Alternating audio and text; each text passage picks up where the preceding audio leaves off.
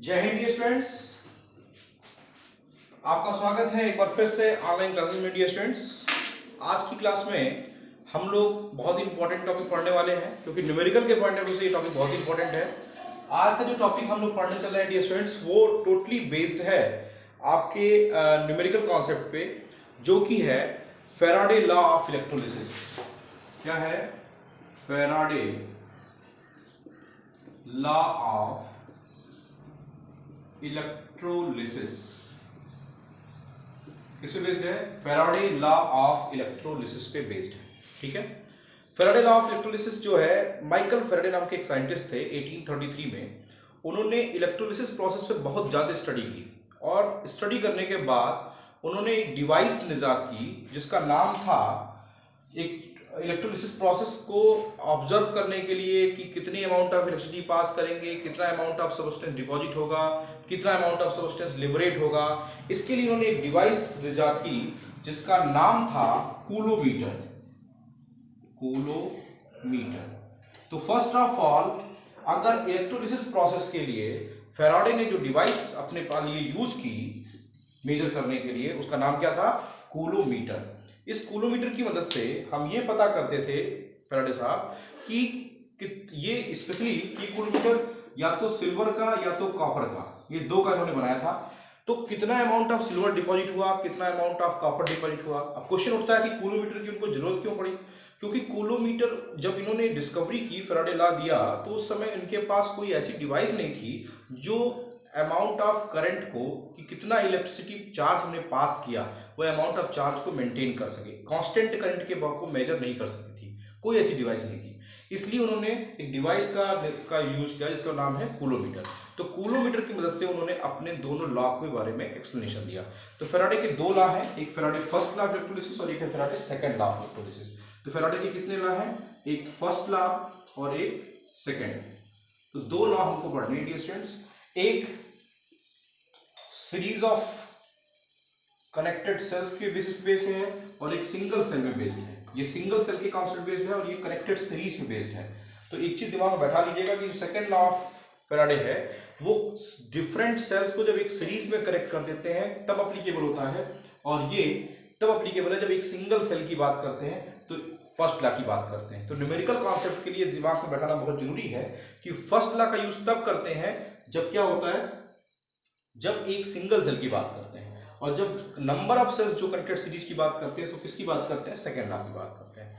कूलोमीटर का उपयोग इन्होंने क्यों किया? क्योंकि उस समय में इनके पास कोई भी ऐसा कोई डिवाइस नहीं थी जो कि सप्लाई ऑफ कांस्टेंट करंट और क्वांटिटी ऑफ चार्ज के बारे में बता सके। तो इसलिए इन्होंने कूलोमीटर का यूज किया और अमाउंट ऑफ सिल्वर और कॉपर देख करके वो बता देते थे कि कितना अमाउंट ऑफ चार्ज पास किया गया है। ठीक है। तो कूलोमीटर डिवाइस का यूज क्यों किया, कैसे किया, ये क्लियर हो गया होगा। अब आइए फर्स्ट लॉ ऑफ इलेक्ट्रोलिसिस देखते हैं। फर्स्ट लॉ ऑफ इलेक्ट्रोलिसिस, तो अगर पूछे कि कूलोमीटर क्या है, तो coulometer is a device using for the measurement of quantity of electricity passed. Quantity of electricity कितनी पास हुई, इसको मेजर करने के लिए फैराडे ने जो डिवाइस यूज की उसका नाम था कूलोमीटर। तो Faraday first law of electrolysis पढ़ते हैं। First law of electrolysis. ठीक है। इसको समझने के लिए एक डायग्राम बनाते हैं। ये मान लीजिए कोई इलेक्ट्रोलिटिक सेल है। पहली बात तो ये जान लीजिए कि फैराडे लॉ जो है वो एप्लीकेबल है सिर्फ इलेक्ट्रोलिटिक प्रोसेस पे या इलेक्ट्रोलिसिस प्रोसेस पे, ये ध्यान रखिएगा।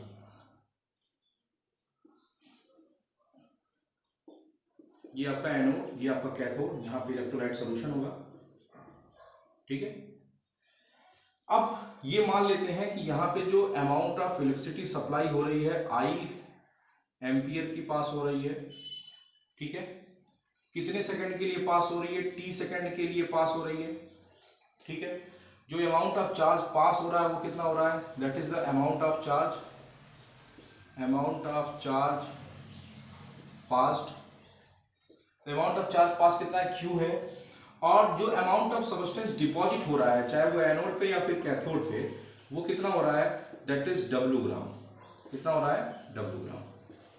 जब हम इलेक्ट्रोलिसिस करते हैं तो अमाउंट ऑफ सब्सटेंस डिपॉजिट होगा। मान लेते हैं कि इस बैटरी से जो हम इलेक्ट्रिसिटी पास कर रहे हैं उससे अमाउंट ऑफ चार्ज कितना पास हो रहा है, क्यू अमाउंट ऑफ चार्ज पास हो रहा है। कब पास हो रहा है, जब हम आई एम्पियर का करंट टी सेकंड के लिए पास कर रहे हैं। ये आपके दिमाग में बैठ जाना चाहिए कि जब हमने इलेक्ट्रिकल प्रोसेस शुरू किया, यहाँ पे इलेक्ट्रिसिटी स्टार्ट हो गई, तो अमाउंट ऑफ सब्सटेंस जो डिपॉजिट हुआ वो कितना हुआ, डब्ल्यू ग्राम हुआ, और यहाँ पे जो अमाउंट ऑफ चार्ज हमने सप्लाई किया था वो कितना है, क्यू है। ठीक है, the amount of charge passed, the amount of total charge passed, ऐसे क्वेश्चन पूछे जाते हैं। तो फैराडे फर्स्ट लॉ क्या कहता है, Faraday first law dear students कहता है, नोट कर लीजिए statement, first law of electrolysis का स्टेटमेंट लिखिए, the amount of the substance, the amount of the substance, the amount of the substance deposited or liberated, deposited हो सकता है वो डिपॉजिट हो रहा हो सकता है वो गैस के फॉर्म में यहां से निकल रहा हो, the amount of the substance deposited or liberated, the amount of the substance deposited or liberated at any electrode, किसी भी इलेक्ट्रोड पे हो, at any electrode, at any electrode is directly proportional to, is directly proportional to the quantity of, is directly proportional to the quantity of, the quantity of,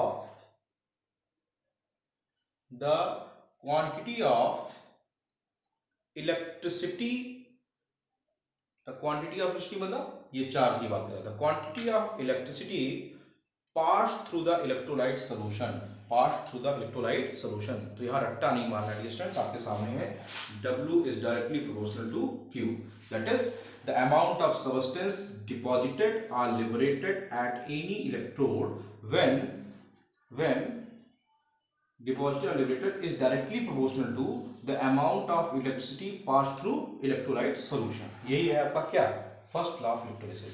मतलब यहां से हम जितना amount of charge और supply करेंगे उतना ही ज्यादा यहाँ पे अमाउंट ऑफ सब्सटेंस डिपॉजिट होगा। मान लीजिए यहाँ से हम यहाँ पे चार्ज 100 कूलम का दिए तो यहाँ पे 50 जनरेट हो रहा है, 50 ग्राम जनरेट हो रहा है, तो अगर 200 का करेंगे तो पक्का है कि उसका ट्वाइस जनरेट होगा, मतलब वैल्यू बढ़ती जाएगी, उसी क्वांटिटी बढ़ती जाएगी। मतलब जितना ज्यादा आप चार्ज सप्लाई करते जाओगे बैटरी से उतना ज्यादा सब्सटेंस डिपॉजिट या लिबरेट होता जाएगा। तो स्टेटमेंट याद हो गया, the amount of substance deposited और liberated at any electrode is directly proportional to the amount of electricity या the amount of charge pass through the electrolyte solution. I hope कि याद हो गया होगा। तो W is directly proportional to Q, तो W को प्रोपोर्शनलिटी बताते हैं तो यहाँ पे आता है ZQ, जहाँ पे Z क्या है नोट कर लीजिएगा, where Z is known as electrochemical equivalent, इसको बोलते हैं electrochemical equivalent. Z is known as electrochemical equivalent, Z is known as electrochemical equivalent, Z को क्या बोलते हैं, इलेक्ट्रोकेमिकल इक्विवेलेंट कहते हैं। नोट कर लीजिए, where Z is known as electrochemical equivalent. I hope कि क्लियरली आपको बोर्ड पे दिख रहा होगा। चलिए तो अब डियर स्टूडेंट्स थोड़ा सा, ये तो सिंपल सा क्वेश्चन है, आपको न्यूमेरिकल में अगर दिया है the quantity of electricity pass दे रखा है, आपको Z की वैल्यू दे रखा है, वैल्यू रख करके सॉल्व कर लो, कोई दिक्कत नहीं, इजी वन सॉल्व हो जाएगा। लेकिन नहीं दिया है तब क्या करोगे, प्रॉब्लम तब तो आएगी। तो क्वेश्चन होता है कि सर तब कैसे कैलकुलेट करेंगे, तो कैलकुलेट करने के लिए मैं हूं ना, मैं पर्सन होते हो। और ये समझ में आ गया, ये डायग्राम समझ लिया, ठीक है। अच्छा एक चीज और देख लीजिए, ये जो Q होता है क्वांटिटी ऑफ इलेक्ट्रिसिटी पास जो होता है, अगर हम I एम्पियर का करंट t सेकंड के लिए पास करें तो क्वांटिटी ऑफ इलेक्ट्रिसिटी पास जो होता है Q इक्वल टू होता है I इंटू टी। क्या होता है, I इंटू टी। तो Q equal to I into T होता है, ये भी जान लीजिए। मान लीजिए आपसे न्यूमेरिकल में सिर्फ कहता है कि find out the quantity of electricity, mark कर लीजिएगा, it is the quantity of electricity passed, the amount of charge passed, the quantity of electricity passed. इसकी यूनिट क्या होगी, कूलाम होगी, क्या होगी, कूलाम होगी, या आप उसको आप ऐसे कह सकते हैं इसकी एम्पियर सेकेंड, एम्पियर सेकेंड हो सकती है। तो आप वैल्यू उठा के पुट अप कर दो, W इक्वल टू क्या आ गया, ZIT। एक फार्मूला ये हो गया, एक फार्मूला ये हो गया। अगर आपको न्यूमेरिकल में केमिकल इलेक्ट्रोकेमिकल इक्विवेलेंट दे रखा है तो ये वैल्यू रख करके, और Q क्वांटिटी ऑफ इलेक्ट्रिसिटी दे रखा है तो इसको रख के सॉल्व कर लीजिए। नहीं दिया है तो IT की वैल्यू रख के सॉल्व कर लीजिएगा। अभी आप देखेंगे न्यूमेरिकल्स में बहुत जगहों पे आएगा कि IT की वैल्यू सॉल्व कर दीजिए, ठीक है, तो IT की वैल्यू वहां पे रख लेंगे, ठीक है। तो आई होप कि ये चीजें क्लियर हो गई होंगी। आइए थोड़ा सा डेफिनेशन को डिफाइन करते हैं। ये नोट कर लिया होगा। अगर आई करंट हमने पास किया टी सेकंड के लिए तो Q इक्वल टू क्या होता है आई टी, वैल्यू उठा के बताओ W equal to Z I T. तो फर्स्ट लॉ ऑफ इसका मैथमेटिकल एक्सप्रेशन जो हुआ W equal to Z I T हुआ। कैसे हुआ क्लियर है, या W equal to Z Q हो गया। ये क्लियर हो गया होगा कि जितना ज्यादा अमाउंट ऑफ चार्ज यहाँ से सप्लाई होगा उतना ज्यादा अमाउंट ऑफ सब्सटेंस यहाँ पे क्या होगा, डिपॉजिट होगा या लिबरेट होगा। चलिए अब देखिए डियर स्टूडेंट्स, आपसे कभी कभी बोर्ड में डिफिनीशन पूछ लेता है, define electrochemical equivalent. Electrochemical equivalent को डिफाइन करो। W इज इक्वल टू हो गया जेड आई टी। अगर I की वैल्यू हम 1 एम्पियर रख दें और T is equal to 1 second कर दें तो W किसके बराबर हो जाएगा, Z के बराबर। हमको डिफिनीशन देनी थी कि इलेक्ट्रोकेमिकल इक्विवेलेंट को डिफाइन करना था। तो डिफिनीशन लिख लीजिए इलेक्ट्रोकेमिकल इक्विवेलेंट की, लिखिए as the mass of the substance deposited as the mass of the substance deposited are deposited या फिर liberated when a current of 1 ampere is passed for 1 second। कितने के लिए, is passed for 1 second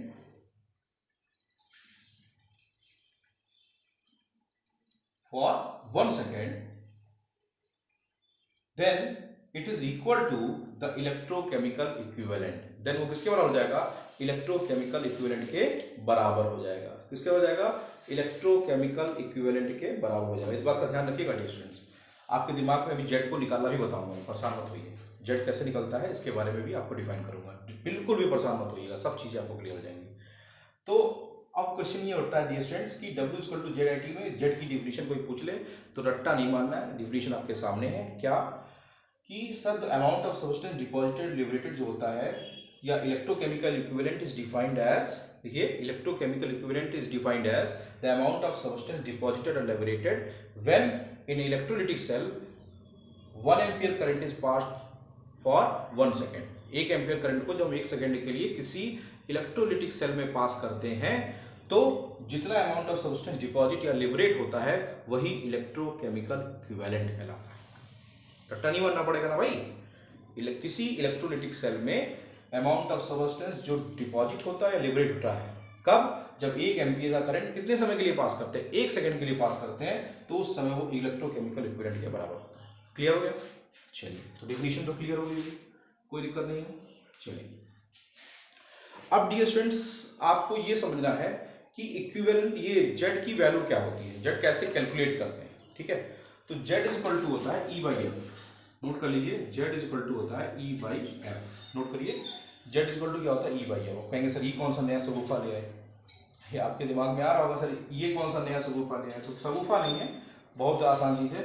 जहां E क्या है, E is the equivalent mass. E क्या है, इक्विवेलेंट मास है। ठीक है, और जो एफ है वो फैराडे। एफ क्या है, फैराडे। ठीक है, तो डियर स्टूडेंट्स क्वेश्चन यहाँ पे ये था कि ये जो ई है वो इक्विवेलेंट मास है। क्या है, इक्विवेलेंट मास है। अब इक्विवेलेंट मास होता क्या है, मैं आपको नॉर्मेलिटी के टॉपिक में बता चुका हूँ इक्विवेलेंट मास क्या होता है। आपको बताया था कि जो इक्विवेलेंट मास होता है, इक्विवेलेंट मास इक्वल टू होता है जो भी मोलर मास है या फिर एटॉमिक मास है, एटॉमिक मास है, उसको जब हम डिवाइड करते हैं किससे, एसिडिटी से या फिर बेसिसिटी से या फिर number of exchange of electron से, तो हमको क्या मिलता है, इक्विवेलेंट मास मिलता है। अब क्वेश्चन ये उठता है कि सर कैसे निकालेंगे, तो आपको मैं 2-4 एग्जांपल देता हूं। जैसे छोटा सा एग्जांपल लेते हैं, आपके सामने क्वेश्चन है कि सिल्वर है, ठीक है, सिल्वर Ag, तो Ag के लिए ये स्टूडेंट्स Ag प्लस में कन्वर्ट होता है, तो यहाँ कितना इलेक्ट्रॉन निकाला, 1 इलेक्ट्रॉन, ये तो हुआ। तो यहाँ पे एक्सचेंज ऑफ इलेक्ट्रॉन कितने का है, 1 का है, या AgNO3 ले लो, यहाँ पे कितने का है, 1 का है। तो सिल्वर का इक्विवेलेंट मास हो जाए, equivalent mass of silver Ag हो जाएगा 108, इसका एटॉमिक मास होता है, और एक्सचेंज ऑफ इलेक्ट्रॉन कितने का, 1 का, इसका कितना हो जाएगा, 108 हो जाएगा इक्विवेलेंट मास। ऐसे ही जिंक का देख लेते हैं, आइए जिंक और कॉपर का देख लेते हैं, ये भी बहुत ज़्यादा इंपॉर्टेंट होता है, हर जगह पूछा जाता है। तो जिंक और कॉपर की जो वैल्यू एग्जैक्ट वेट होता है उसके बेसिस पे हम इसको ऑब्जर्व कर लेंगे कि हमारी वैल्यू कितनी आएगी, ठीक है। तो जिंक और कॉपर के लिए अगर एग्जैक्ट वैल्यू देखेंगे तो कितनी आएगी, ये देख लीजिए। तो जिंक के लिए डियर स्टूडेंट्स, ये तो AgNO3 के लिए मैंने बता दिया। ऐसे मान लीजिए कहीं ZnSO4 लिखा हो तो यहाँ पे Zn+2 होगा, तो एक्सचेंज ऑफ इलेक्ट्रॉन कितने का है, 2 है। तो इक्विवेलेंट मास हो जाएगा, कितना हो जाएगा आपका, जिंक का मास होता है 65.5 एटॉमिक मास, उसको कितने से डिवाइड कर दीजिए, 2 से डिवाइड कर दीजिए। ऐसे ही कॉपर का देख लीजिए, Cu+2, कॉपर सल्फेट में कॉपर होगा, तो यहाँ पे क्या हो जाएगा, इसका इक्विवेलेंट मास इसका होता है 63.5/2, ठीक है। तो आप ये वैल्यू निकाल लीजिएगा, आपको इक्विवेलेंट मास मिल जाएगा। तो कॉपर और जिंक का दोनों का इक्विवेलेंट मास मिल जाएगा। और F क्या होता है, F इज फेराडे, F को बोलते हैं Faraday, F is known as Faraday. Faraday constant है, फेराडे कांस्टेंट की वैल्यू आपको मैं शुरू से बताता आ रहा हूँ कि 1 फेराडे जो होता है 96,487 कहीं लिखा हुआ मिलेगा कूलम, या फिर कहीं लिखा रहेगा 96,485 लिखा हुआ मिलेगा, या कहीं आप न्यूमेरिकल के लिए आप यूज करते हो 96,500 कूलम। तो कंफ्यूज नहीं होना है, वो डिपेंडिंग अपॉन वैल्यूज पे है, तो वो वैल्यू अप्रॉक्स उतनी आती जाएंगी, ठीक है। तो ये जो है ये वैल्यूज अलग अलग आती हैं। फिलहाल आपको ये क्लियर हो जाए कि इलेक्ट्रोकेमिकल इक्विवेलेंट निकालने का फार्मूला होता है E/F। यहाँ पे E क्या है, इक्विवेलेंट मास है। इक्विवेलेंट मास अगर बेस है तो बेस की एसिडिटी होती है, number of exchange of H+, number of exchange of OH- ion. Acid है तो उसकी बेसिटी होती है नंबर ऑफ OH-, ठीक है, मतलब H+ आयन। और नंबर ऑफ एक्सचेंज अगर वो इलेक्ट्रोलाइट है तो उसमें कितने इलेक्ट्रोलाइट का एक्सचेंज हो रहा है। जैसे यहाँ पे देखिए Zn+2 का, यहाँ पे Cu+2 का। तो इक्विवेलेंट मास यहाँ निकाल लीजिएगा डियर स्टूडेंट्स। ये आपको 3 का जरूरी है, जिंक का, कॉपर का और सिल्वर का। सिल्वर का 108 है, जिंक का 65.5 का 2 और ये 65.5 का 2, ये निकाल लीजिएगा। इक्विवेलेंट मास आपको जानना जरूरी है, ठीक है। तो Z = E/F होता है, ये ध्यान रखिएगा। F क्या है, फेराडे। फेराडे की वैल्यू कितनी होती है आपके सामने है, ठीक है। अब देखिए थोड़ा सा क्वेश्चन आपको बताता हूँ कि ये फेराडे की वैल्यू आई कहाँ से, अपने मन से नहीं आ गई। 1 मोल का इलेक्ट्रॉन का charge, 1 Faraday is known as the charge of 1 mole of electron. अगर कोई पूछे कि 1 फेराडे किसके बराबर होता है, तो आप बोलेंगे 1 फेराडे इज इक्वल टू, लिख लीजिए 1 Faraday is equal to the charge of 1 mole of electron. 1 mole electron का कितना चार्ज हुआ, तो जरा बताइए 1 इलेक्ट्रॉन का चार्ज कितना होता है, 1.6 × 10⁻⁻19 कूलम। और 1 मोल में कितने इलेक्ट्रॉन होते हैं, सबको पता है 6.02 × 10⁻23। तो जरा बताइए F = क्या हो जाएगा, F = हो जाएगा 1.6 × 10⁻19 इंटू 6.022 × 10⁻23। तो 1 मोल इलेक्ट्रॉन का टोटल चार्ज जो आ जाएगा वो 96,485 कूलम एग्जैक्ट आता है। कितना आता है, 96485 कूलम एग्जैक्ट आता है, ठीक है। अब वही वैल्यू कोई इसको एक्सटेंड कर लेता है तो वैल्यू कुछ चेंज आती है, लेकिन अप्रॉक्स ये वैल्यू आती है। तो ये वैल्यू अपने मन से नहीं आ गई। तो कोई पूछे व्हाट इज 1 फेराडे, कोई पूछ ले आपसे 1 फेराडे क्या होता है, तो 1 Faraday is the charge of 1 mole of electron. 1 mole electron का जो चार्ज होता है उसे हम क्या कहते हैं, 1 फेराडे कहते हैं। क्लियर है स्टूडेंट्स, 1 फेराडे किसके बराबर होता है, charge of 1 mole of electron के बराबर होता है। क्लियर है, किसी को प्रॉब्लम, चलिए हटा दो। अगला क्वेश्चन बनता है Q = जो होता है डियर स्टूडेंट, Q = एक तो IT आपने पढ़ा ही, charge of 1 mole of electron, तो उसी के बेसिस पे देख लीजिए n फेराडे। कभी कभी न्यूमेरिकल में क्या कहता है कि find out the charge in coulomb, पूछता है find out the charge in coulomb. जैसे आपके एनसीईआरटी में क्वेश्चंस दे रखे हैं, मैं आपको बताता हूँ, मुझे लगता है मेरे पास ये क्वेश्चंस हैं, अवेलेबल हैं, ठीक है। कि how many coulombs are required to deposit aluminium के 1 मोल को, ये देखिए एल्युमिनियम के 1 मोल को आयनाइज करने के लिए कितने मोल डिपॉजिट करने के लिए रिक्वायर्ड है। तो आइए देख लेते हैं, इसके क्वेश्चन है मेरे पास, क्वेश्चन को सॉल्व कर लेते हैं हम लोग। कुछ बेसिक क्वेश्चंस अवेलेबल हैं फेराडे पे, जिसको देख लेते हैं हम लोग, कर लेते हैं। आप जानते भी होंगे कि how many charge is required for the following reduction process. तो ये ध्यान रखिएगा, जब भी आपसे क्वांटिटी ऑफ चार्ज पूछेगा इन कूलम में, देखिए अब वो कूलम में पूछ रहा है कि फेराडे में पूछ रहा है, यही देखना है। किसमें पूछेगा, ये चार्ज आपसे 2 राइट में पूछ सकता है, या तो फेराडे में पूछेगा या तो कूलम में पूछेगा, ठीक है। फेराडे में पूछेगा तब क्या करेंगे, कूलम में पूछेगा तब क्या करेंगे, ये देखना है। तो Al+3, जैसे 1 मोल Al+3 को Al में कन्वर्ट करना है, तो कितने चार्ज की रिक्वायर्ड होगी, जरा देखा जाए। Al प्लस 3 इलेक्ट्रॉन एक्सेप्ट होगा, Al में कन्वर्ट हो जाएगा। मतलब इसको कितने हैं, यहाँ पे n की वैल्यू कितनी होगी 3। तो अगर आपसे फैराडे में पूछा है तो 3 फैराडे आंसर हो गया, लेकिन अगर आपसे कूलाम में पूछा है तो आंसर हो जाएगा 3 × 96,500 मल्टीप्लाई कर दीजिए, आंसर हो जाएगा। तो ये आपको देखना पड़ेगा कि वो आंसर फैराडे में पूछ रहा है कि कूलाम में पूछ रहा है, ठीक है। ऐसे दूसरा क्वेश्चन मेरे पास है Cu + 2 से Cu। तो Cu + 2 से Cu कैसे बनाऊंगा, बट ऑब्वियस है कि सर यहाँ पे कितना तो Q = आंसर कितना होगा 2m। या इसी को फैराडे इसी को कूलाम में आंसर लिखना है तो 96,500। ठीक है, कितना आसान क्वेश्चन, आसान है नहीं आसान। Q = NF क्या है, द अमाउंट ऑफ चार्ज बताता है। अब आपको देखना है कि अमाउंट ऑफ चार्ज किस में पूछा है, कूलाम में पूछा है कि फैराडे में पूछा है। तो इस चीज को थोड़ा सा डियर स्टूडेंट्स ऑब्जर्व जरूर कर लीजिएगा। अब हम लोग अगला पॉइंट देखते हैं, कुछ क्वेश्चंस और हैं उनको भी कर लेते हैं। ये फार्मूला नोट कर लीजिएगा और इस पर भी न्यूमेरिकल्स देख लीजिएगा। एक क्वेश्चन और मेरे पास है, उसको भी कर लेते हैं। क्वेश्चन क्या रखा है कि 1 मोल MnO4, ये देखिए ये क्वेश्चन बहुत इंपॉर्टेंट है, बोर्ड में पूछा जाता है।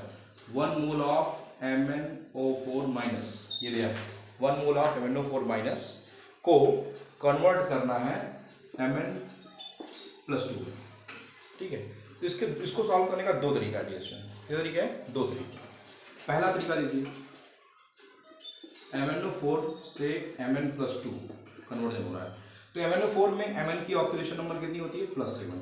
ये तो डायरेक्ट सॉल्व करने का तरीका है। अगर आपको कहीं कंपटीशन में सॉल्व करना है तो ऐसे कर दो, +7 से +2 से कितने का डिफरेंस आ रहा है, 5 इलेक्ट्रॉन का डिफरेंस आ रहा है।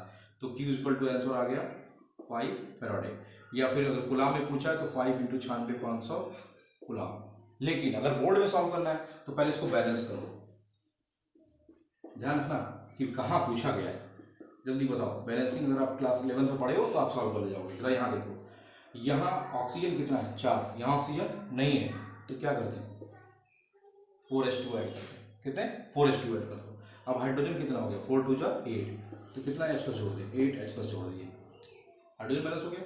ऑक्सीजन बैलेंस है, अब क्या नहीं बैलेंस है, चार्ज नहीं बैलेंस है। जरा चार्ज चेक करो, यहाँ +8, यहाँ -1, यहाँ पे +2, कितने की कमी है जरा बताओ। +8 -1 मतलब +8 -1 दैट इज +7 बचा, और यहाँ पे कितना +2। दोनों में डिफरेंस कितने का है, 5 का डिफरेंस है। यहाँ कितने इलेक्ट्रॉन जोड़ दें, यहाँ पे अगर 5 इलेक्ट्रॉन जोड़ दें तो हमारा क्वेश्चन अपने आप आसान हो जाएगा। अगर हम यहाँ पे 5 इलेक्ट्रॉन जोड़ दें तो क्वेश्चन हमारा क्या हो जाएगा, आसान हो जाएगा। देखिए आपके पास अपने आप आंसर आ गया। तो आपने बैलेंस कर लिया, तो ये चीज़ क्लियर हो गया कि यहाँ पे कितने इलेक्ट्रॉन की जरूरत है, 5 इलेक्ट्रॉन के बेसिस पे आप बैलेंस कर दोगे। तो ऐसे भी क्वेश्चन सॉल्व होता है। तो बैलेंसिंग करके सॉल्व करोगे तो नंबर अच्छा मिलता है, बैलेंसिंग करके नहीं सॉल्व करोगे तो भी नंबर मिलेगा, ऐसा तो नंबर नहीं मिलेगा, लेकिन वो नंबर नहीं मिलेगा जो नंबर आप चाहते हो। दोनों में डिफरेंस आ जाता है। ठीक है, इस बात को डियर स्टूडेंट थोड़ा सा ध्यान दीजिएगा कि क्वेश्चंस क्या पूछे गए हैं। ठीक है, तो अगर इसको आप ध्यान नहीं देंगे तो आप क्वेश्चन को सॉल्व नहीं कर पाओगे, इस बात को ध्यान रखिएगा। ठीक है, याद रहेगा क्वेश्चन, किसी को दिक्कत। चलिए ऐसे और भी क्वेश्चन हैं, कर लोगे ना, कोई प्रॉब्लम। चलिए एक क्वेश्चन और देखते हैं, एनसीईआरटी का ही है, सारे क्वेश्चन एनसीईआरटी के, कहीं बाहर से नहीं कर रहा हूँ। देखिए एनसीईआरटी से एक क्वेश्चन और मेरे पास है, बहुत ही इजी है, बस समझने की बात है। आपको एनसीईआरटी का क्वेश्चन पूछ रखा है, क्वेश्चन बोल रखा है ये देखिए, Cr2O7 - 2 + 14H+ + 6 electron gives out Cr+3 chromium +3, वो भी कितना 2 + 7H2O। और क्वेश्चन क्या पूछा है, consider the following reaction, what is the quantity of electricity in coulomb needed to reduce 1 mole of Cr2O7। 1 mole of Cr2O7 - 2 को रिड्यूस करने के लिए कितनी अमाउंट ऑफ इलेक्ट्रिसिटी रिक्वायर्ड होगी कूलम में। तो देखिए बेवकूफ बनाने के लिए आपको परेशान किया है, लेकिन सच्चाई ये है कि आंसर दे रखा है। ये कितना मोल है भैया 1 मोल। 1 मोल को रिड्यूस करने के लिए कितने इलेक्ट्रॉन लग रहे हैं 6 इलेक्ट्रॉन। देखिए आंसर आपके सामने दिया है, तो आप लिखेंगे फ्रॉम द अबव इक्वेशन या above reaction we can say that for 1 mole of Cr2O7 total number of electrons required that is 6 electron. That's why Q = formula Q = NF, that is 6 × F, that is Faraday, 6 Faraday, but in Coulomb 96,500 Coulomb। Okay, solve कर दिया सवाल। देखिए सवाल तो बहुत आसान है, but क्या है हमको उसके बारे में ऑब्जर्व करना पड़ेगा कि क्वेश्चन पूछ क्या रहा है। कर लोगे? चलो, किसी को प्रॉब्लम? कर लोगे ना? ये आपका एक्सरसाइज क्वेश्चन है, इंटेक्स का है क्वेश्चन। एक क्वेश्चन और देखते हैं, न्यूमेरिकल है। आपसे क्वेश्चन पूछा है कि if a current of 0.5 ampere flow through a metallic wire for 2 hour, कह रहा है कि आई की वैल्यू दे रखा है 0.5 एम्पियर, ठीक है, और कितने समय के लिए पास कर रहा है? टाइमिंग दे रखा है 2 घंटे। तो 2 घंटे को पहले डियर स्टूडेंट आप कन्वर्ट कर लो सेकेंड में, ये हो गया 7200 सेकेंड। क्लियर है? किसी को प्रॉब्लम? भाई 3600 और ये 7200। फिर क्वेश्चन क्या पूछा है? Then how many electron would flow through the wire, कितने इलेक्ट्रॉन फ्लो करेंगे वायर से? How many electrons. अब क्वेश्चन उठता है कैसे इसको आप सॉल्व करोगे? 3.10 क्वेश्चन नंबर जो है वो 3.10 है। आई की वैल्यू दे दिया, टी की वैल्यू दे दिया, और आपसे क्वेश्चन पुटअप कर रहा है कि how many electron flow through the wire. तो डियर स्टूडेंट्स, आपसे जो क्वेश्चन पुटअप किया है वो क्या पूछ रखा है कि कितने इलेक्ट्रॉन फ्लो करेंगे। बहुत ही आसान सा क्वेश्चन है, थोड़ा सा घुमाया है, बहुत थोड़ा सा। क्या है? 7200 सेकेंड दे रखा है, ठीक है। पहले आपका फार्मूला है Q इक्वल टू IT से इसको सॉल्व करो, चार्ज निकालो, अमाउंट ऑफ चार्ज। तो I की वैल्यू कितनी है? 0.5, T की वैल्यू कितनी है? 7200, बराबर हो गया 3600 कूलम। तो क्वेश्चन बहुत आसान है, ये देखिए। आपको पता है कि जो 1 फैराडे होता है, अभी मैंने पहले बताया कि 1 फैराडे किसके बराबर होता है? 1 मोल ऑफ इलेक्ट्रॉन के बराबर होता है। 1 फैराडे में कितने इलेक्ट्रॉन होते हैं? 6.022 10 टू द पावर 23 इलेक्ट्रॉन्स होते हैं या नहीं होते हैं? आपने भी पढ़ा है। और 1 फैराडे इक्वल टू कितने कूलम होता है? 96,500 कूलम होता है। तो 96,500 कूलम अगर आप इलेक्ट्रिसिटी चार्ज दे रहे हो तो इतने इलेक्ट्रॉन है, तो 3600 दोगे तो कितने होंगे? देखिए क्वेश्चन हो गया नहीं हो गया? नहीं हो गया। हमने क्या निकाल लिया? क्यों निकाल लिया? 1 फैराडे में इतने इलेक्ट्रॉन, तो 1 फैराडे का चार्ज इतना, तो आपका क्वेश्चन हो गया 96,500 कूलम में 6.022 10 टू द पावर 23 इलेक्ट्रॉन, तो 3600 कूलम में कितने इलेक्ट्रॉन हो जाएंगे? तो बस सीधे आप इसको रख करके सॉल्व करोगे तो हो जाएगा 6.022 10 to the power 23 upon 96,500 multiplied by 3600, इसको सॉल्व करोगे तो एग्जैक्ट आंसर जो आ रहा है वो आ रहा है 2.24 6 × 10 टू द पावर 23 इलेक्ट्रॉन। देखिए कितना आसान सा क्वेश्चन था। तो ये चीजें थोड़ा सा ध्यान रखना है। पहले आई निकाले, टी निकाले, जो दिया था Q इक्वल टू IT से निकाल लिए। तो इतने कूलम 1 फैराडे मतलब 96,500 कूलम के लिए इतने इलेक्ट्रॉन लगते हैं, तो इतने के लिए कितने इलेक्ट्रॉन मिलेगा? हो जाएगा डियर स्टूडेंट। तो फैराडे फर्स्ट लॉ क्लियर हो गया। आई होप कि फैराडे फर्स्ट लॉ आपको क्लियर हो गया होगा, किसी को डाउट नहीं होगा। क्लियर है? ई की डिफिनेशन समझ में आ गई। अब जैसे क्वेश्चन नोट करिए कि आपको क्वेश्चन क्या क्या करने हैं। क्वेश्चन नोट कर लीजिए। क्वेश्चंस आपके हैं इंडेक्स क्वेश्चंस 3.10 3.11 3.12 3.10 3.11 3.12 ये इंडेक्स क्वेश्चन है, इसको सॉल्व करिएगा, ठीक है। इसके अलावा आपको क्वेश्चन जो सॉल्व करने हैं डियर स्टूडेंट्स, एग्जांपल 3.10 आप कर लोगे। एग्जांपल 3.10 खुद से करेंगे, हो जाएगा, बहुत आसान है, बहुत टफ नहीं है, ठीक है। अब इसके अलावा जो आपको सॉल्व करना है वो आपके पास क्वेश्चंस मैं दे दे रहा हूँ। वो क्वेश्चंस है 3.12 3.13 और 3.14। ये एक्सरसाइज के हैं, एक्सरसाइज के हैं 3.12 3.13 और 3.14। ये तीनों क्वेश्चन सॉल्व करिए। कल मैं आपको लास्ट इस चैप्टर का वीडियो बना के दूंगा जो कि फैराडे सेकंड लॉ और प्रोडक्ट ऑफ इलेक्ट्रोलिसिस से रिलेटेड होगा। कल ये चैप्टर खत्म हो जाएगा डियर स्टूडेंट्स। उसके बाद हमें कोई चैप्टर नहीं पढ़ना है, तो मतलब अगला चैप्टर पढ़ना है। और 3.15 भी है इसमें। ये सारे क्वेश्चन आप देखोगे बहुत ईजी वे में सॉल्व होंगे, कोई दिक्कत नहीं है, ठीक है। करके देखना, नहीं कर पाओगे तो इवनिंग सेशन में आपको डिस्क्राइब कर दूंगा, कोई प्रॉब्लम नहीं। लेकिन मुझे होमवर्क चाहिए, सॉल्व करके मुझे आप कॉपी पे मुझे शाम को सीख जरूर दिखाओगे, ठीक है। Thanks for watching my video dear students, thank you.